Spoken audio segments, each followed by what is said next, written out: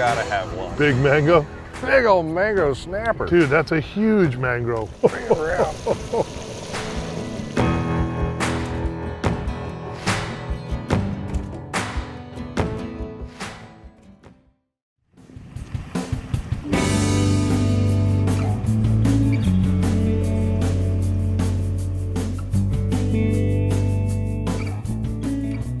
Hey gang, today I am in beautiful Citrus County, Florida. A little bit different this time. I'm in Homosassa, Florida. Spent the night at the plantation on Crystal River, then cruised over to McRae's on the river this morning to launch the boat with this guy, Captain William Toney, who is the man here in Homosassa, in my opinion, and looking forward to doing some fishing. We fished together years ago, getting to do it again. We got great weather. What do you think we got today? Well, you know what? We got a good incoming tide coming up on a full moon. But you know, Mike, today is something I do all the time, and I tell people we got to fish with a purpose. Okay. Because if you don't catch a fish, you don't get to eat. No lunch? No lunch. Oh. You know, I'll you know, no pressure. You know, so you know, the shore lunch thing has kind of been a Homosassa tradition for years and years, and so you know, it's a way that I always tell people that travel through. If they don't want to keep any fish but love to eat fish, it's a good way to eat it fresh. But so, you know, we're going to target some trout today.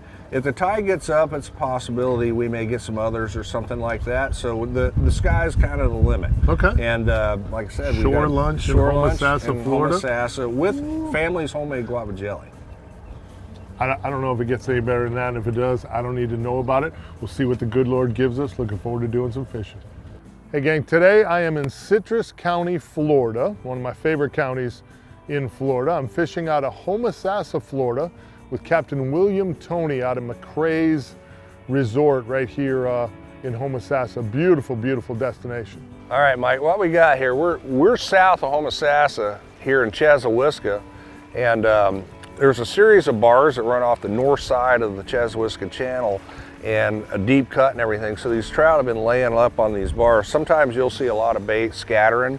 So, you know, what we'll do, we'll just kind of work it down in increments with the wind, you know, keeping the wind on our back, of course, making some really good long cast here. And a lot of times I'll always work mine with a little bit of more of a vertical bounce this way. Okay. Until we start catching them, then we can work from there. I always think of fishing as a little bit more a scientific approach. Colors, 100%. technique, bite, and then every one you catch is a little bit closer clue to what they're, you know, biting and how it's working. Yeah, I think that's one of the things that people miss is they miss the scientific part of it. Yeah, it's just solving an equation every day, kind of. You know, it's every day is a little different. You know, we got wind, we got, you know, weather conditions, you got, you know, atmospheric pressure, colors, tides, all that stuff. And it's always changing. Fish on, trout. Nice fish too. Oh boy. Are we gonna be all right over that rock right there? Drifting wise? Drifting, we'll drift over it. Nice trout. There we go. Nice trout. Trolling motor, we should be good. It's down, we're off the edge of it. I was just worried about the hull. Yeah. How deep do you draw? 14 inches or so. Oh, here we go. Nice trout. I'm going to go provoker too now. Go provoker. I'm going provoker. Go on provoker and. I'm chasing 3 fish here. I'm switching baits. I would, if you caught 3, I think I'd be switching 2. And could be on the outside of this rock, but you know, that would be another keeper our size here on the big bends, you know, 15 to 19-inch fish. It's a great fish. One over 19 in the boat, I guess, if you're having a tournament or not. But to be a keeper, but this one's grunting, and I say a lot of the trout that grunt are males. Oh, really? So, yep. Huh, I did not know that. Yep, I'm gonna get this one back in. You know, I like to put guys in categories. And in my opinion, Captain William Toney is just one of those guys on the west coast of Florida that you almost put in, you know, I don't know if legend is the right word, but it's not far off. William has just been doing this for a long time at a really, really high level, you know, close to 25 years guiding on the west coast of Florida. in a beautiful place like Homosassa, doing really unique things. And his passion for fishing, his passion for conservation, he does a lot of work with the Guides Association here, working on their own limits and controlling and patrolling what these guides do here on the west coast of Florida. He's a pretty special guy. Really, really looking forward to today.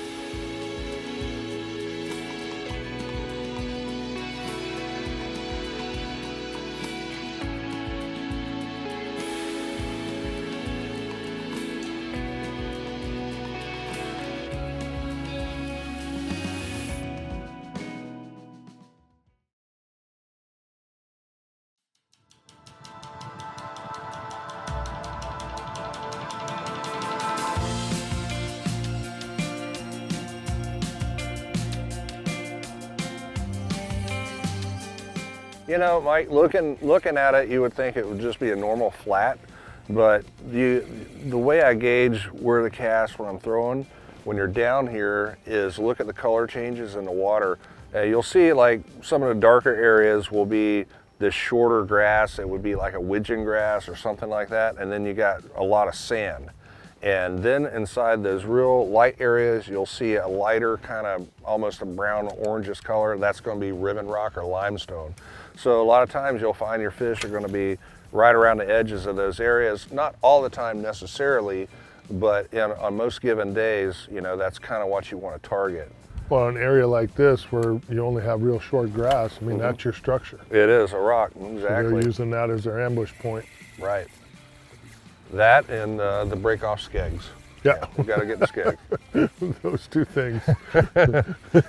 So as we were approaching this scheduled fishing day, you know, William and I were really starting to worry a little bit. You know, we've had really, really windy conditions here on the west coast of Florida, especially northeast wind, which tends to blow the water out of Homosassa and Crystal River, that whole area there. You know, we're not far from the full moon here, so the tide was going to be a little bit low anyway. So we had our concerns that maybe this show just, you know, we weren't going to be able to fish together today. But you know, the more we kept looking at it and the more he was fishing on the water, you know, we really wanted to take an opportunity to do this shore lunch experience. You know, I've heard about this for years here. It's a staple here in what I call the kind of old Florida sector, you know, Homosassa, Crystal River, that whole little swing there, Yankeetown. It's been a popular thing here for many, many, many years, and I've never enjoyed the experience, so I was really looking forward to doing it. William was catching some big, beautiful trout, so, you know, even with bluebird skies, we thought, heck, two of us on the boat, let's go fishing, we'll see what the good Lord gives us. Nice one, Mike. What is falling? I don't know, but that's a nice trout. Oh, there's a school of Jack Crevalle or something right here. And that's a jack. That might be what I have. It is, because there's a school of them right there. Sure is.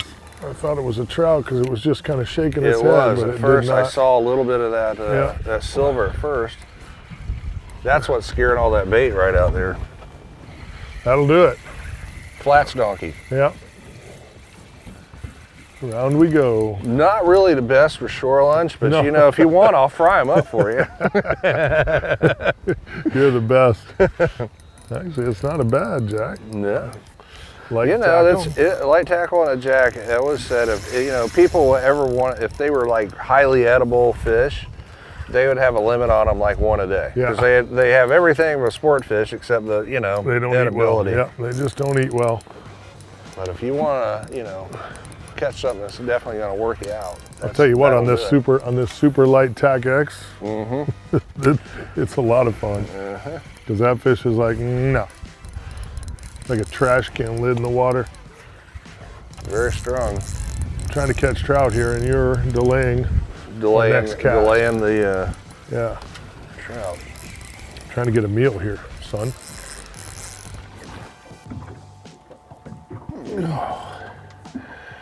Whacked him good's what I did.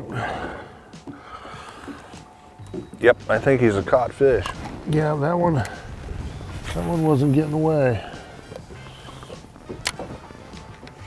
Good fighting, little bugger. I knew you were gonna splash me, fool.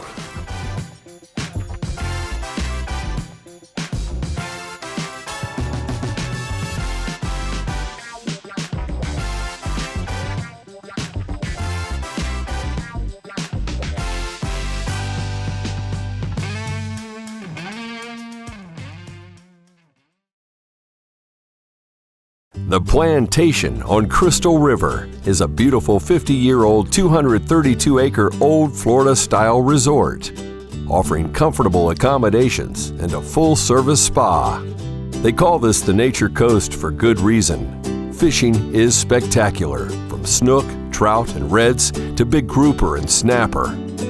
On-site activities range from golf to boating, fishing, and swimming with the manatees in the natural springs of Kings Bay. The Real Animals Fishing Show can't recommend a better place to stay on the Nature Coast than the Plantation on Crystal River.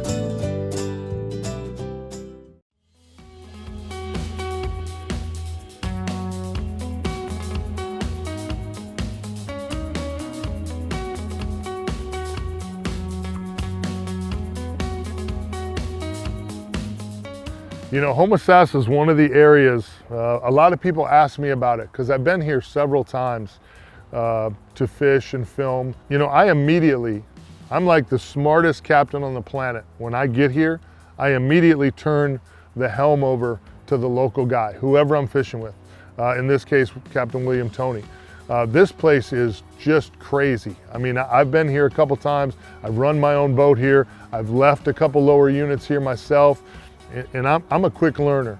You know, if there's rocks everywhere, even where rocks aren't supposed to be in Homosassa, you can find some rocks. This is a very, very unforgiving place. Immediately I was like, you know, Captain William, I think you should drive today. I think you should lead us because you know where you're going and I don't. Fish on. Oh, nice. Man, you know what? That's a gag grouper or a big mangrove snapper. It's definitely not a trout. Oh, we gotta have lunch. Big mango? Big old mangrove snapper. Dude, that's a huge mangrove. Let's see, bring it around. It was right off the edge of that rock, you know? It's I thought it was a little gag grouper. You know what? I'm not afraid of eating mangrove snapper. No, that's a good you know? that's a good lunch right You know there. what? You know, I'll let you have the trout, Mike. I'll take the mangrove snapper. Nice.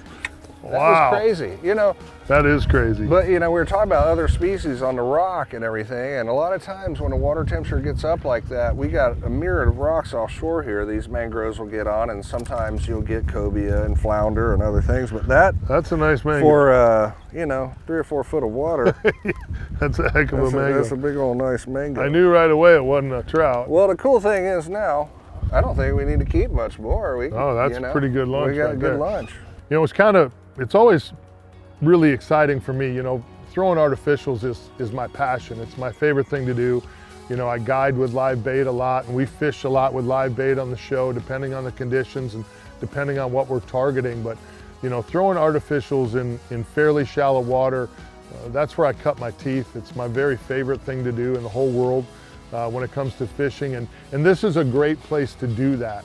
You know, there's a lot of structure spread out over areas. So if you can get that wind at your back and kind of let that boat drift across, you know, you can throw into potholes and throw to ledges and throw to rocks and things like that. And, you know, this is a very fishy area. We had big, beautiful trout and, you know, a surprise giant snapper. I mean, this is a great way to learn to throw artificials at structure. It's a great practice game. Almost anybody can do this once they figure out how to make long casts. You got that wind at your back, that really helps as well.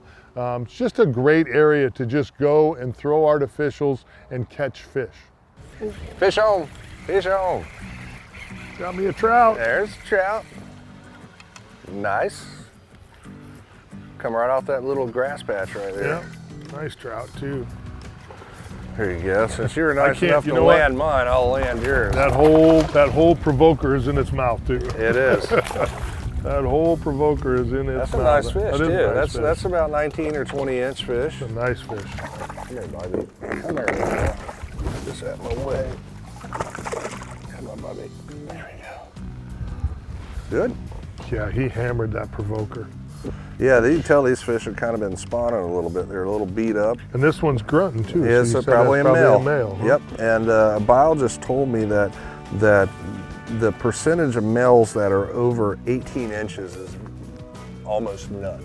Really? Yep. Most males are, you know, smaller than 16 inches. Come here, baby. Ow. And that's a big male. That's a nice fish.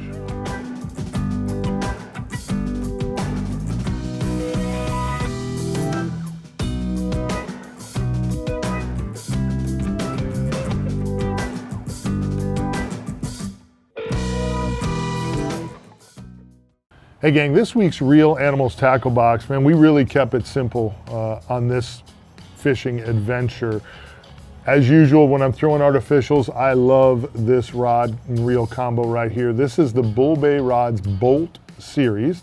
This is the 8 to 17 pound. It's a medium heavy, so it's got some backbone, but it's got a fast action tip. With 10-pound Spiderwire Ultracast Invisibraid, you can make super long casts, even though the rod's only 7 foot long. If you're gonna throw artificials all day, I like to keep things light and simple. This is the Penn Clash 2 2500. Great little spinning reel. Again, light, great balance in this whole setup. We're using a 25-pound fluorocarbon leader, and for some reason, when I'm trout fishing, it's hard for me to go away from this MirrOlure Provoker. I don't know what it is exactly about this bait that trout just can't resist, but it doesn't matter whether you're fishing super skinny and working it weedless, or you're fishing in a couple feet of water like we were today, trout just pound this particular bait. This is the color that worked really good today. This is Watermelon Red Glitter. Again, MirrOlure Provoker. It's a 5-inch jerk bait, phenomenal. We also caught some on this bait right here in Citrus County, Florida, works really good. This is Glow Chartreuse Tail. I've caught big snook up there on this bait as well, some redfish. So this is always a good color in this part of the state of Florida. So this is the whole combination that we use today. Again, 7-foot rod, medium heavy, fast action, Clash 2, Penn, great reel, versatile, long cast, 10-pound braid, 25-pound fluorocarbon leader, 1/8-ounce jig head. Make sure you use one like the MirrOlures with really good hooks on them. This is all the gear you need to do to exactly what William and I did today. Get on out there and catch us some fish.